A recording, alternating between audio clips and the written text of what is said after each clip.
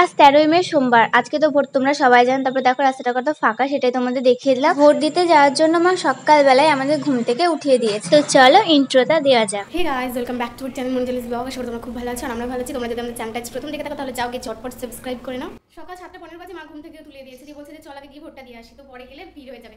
তো আমার এখন ভোট দিতে যাওয়ার কোনো ইচ্ছে নেই। 11টা 12টা ছাড়া আমি এখন ভোট দিতে যাবোই না। তো মাকে বললাম যে তোমার দরকার হলে তুমি যাও, গিয়ে ভোটটা দিয়ে এসো, আমরা পরে যাবো আমি আর বোন। তো আমাদের এই প্রথম আমরা পঞ্চায়েতের বাসিন্দা হিসেবে এই ভোটটা দেবো। তো আগে নাম ছিল আমাদের পৌরসভায়, যেহেতু জায়গা আছে আমাদের কেনা, তো ওখানে আমার মার আর বাবার ভোটার কার্ড ওখানে ছিল। তো 2 মাস হলো আমরা ট্রান্সফার করে আবার আমরা এখানে নিয়ে চলে এসেছি। তো তাই এই ভোটটা আমরা প্রথম দিতে যাব আজকে। তো যাই হোক, আর ডিসেম্বরেই বোনের 18 বছর পূর্ণ হলো, তাই বোনেরও ভোটের নাম তুলিয়ে নিয়েছে। তো আমাদের যেহেতু 2 মাস আগে ট্রান্সফার করলাম, সেহেতু ভোটের কার্ড আসেনি।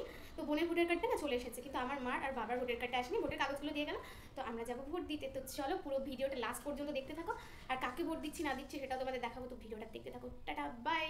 সকাল সকাল ঘুম থেকে উঠে ফ্রেশ হয়ে চেঞ্জ করে আমি একদম পুজো করতে চলে এসেছি। আর মা আজকে প্রচুর ফুল এনে দিয়েছিল, আর সেই ফুল চন্দন দিয়ে আমি ঠাকুরকে সাজাচ্ছিলাম। তো কত মিষ্টি লাগছে সেটাই তোমাদের দেখালাম। আমার পুজো করা কমপ্লিট। তারপর ভোট দিতে যাওয়ার জন্য কাগজগুলো রেডি করে রাখলাম। তো গাইস দেখো, এখন আমি রেডি হয়ে গেছে, এখন যাবো আমি ভোট দিতে। তো এবার আমি ফার্স্ট টাইম ভোট দেবো। আমি 18 বছর হওয়ার আগে আমি অ্যাপ্লাই করে দিয়েছিলাম ভোটার কার্ডে নাম তুলতে। সবাই বলছিল যে হবে, আমার বাবা বললো যে তাড়াতাড়ি তুলে নিয়ে। আমি ভাবছিলাম যে তোলাবো না, বাট তুলে নিয়েছি। তো দেখো ভোটার কার্ডে চলে এসেছে আর ভোটে চলে এসেছে। তো আজকে এখন আমি যাচ্ছি ভোট দিতে। তো চলো, আমি তো অনেক কনফিউজ কাকে ভোট দেবো বা না দেবো, কী করে ভোট হয় এইসব। তো চলো দেখা যাক কী হয়। এখন প্রায় 11টার মতো বাজে। আমি মার দিদি দেখো বেরিয়ে পড়েছে ভোট দিতে যাওয়ার জন্য। আমাদের বাড়ির পাশে একটা স্কুলে ভোট হচ্ছিল, তো সেখানে আমরা চলে এসেছি।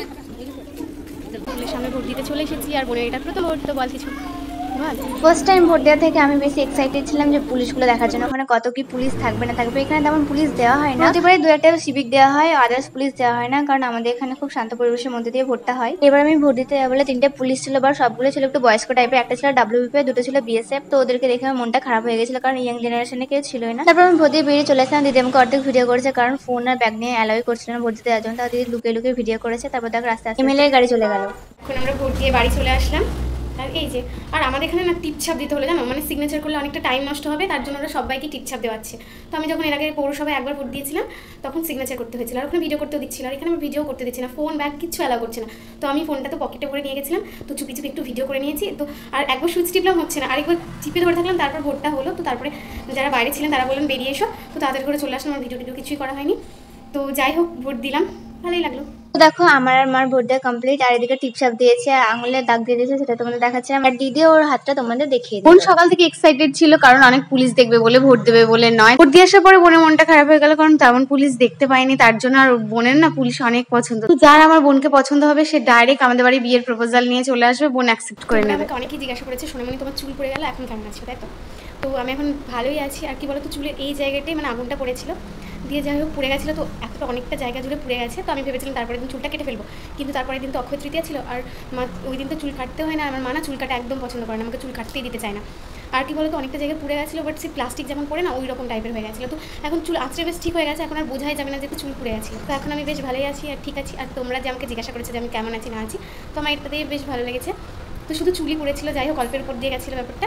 তো বেশ ভালোই আছে এখন। তো গাইস, বয়স, পরীক্ষার রেজাল্ট আর কাকে ভোট দিলাম, এটা কাউকে না জানানোই ভালো। তো যাই হোক, আজকে ভিডিওটি ছিল এতটুকু। যদি ভালো লাগে তাহলে লাইক কমেন্ট শেয়ার, চ্যানেলটাকে তাড়াতাড়ি গিয়ে সাবস্ক্রাইব করে নাও। দেখা হচ্ছে নেক্সট ব্লগে। ততক্ষণ তোমরা ভালো থেকো, সুস্থ থেকো, টাটা বাই।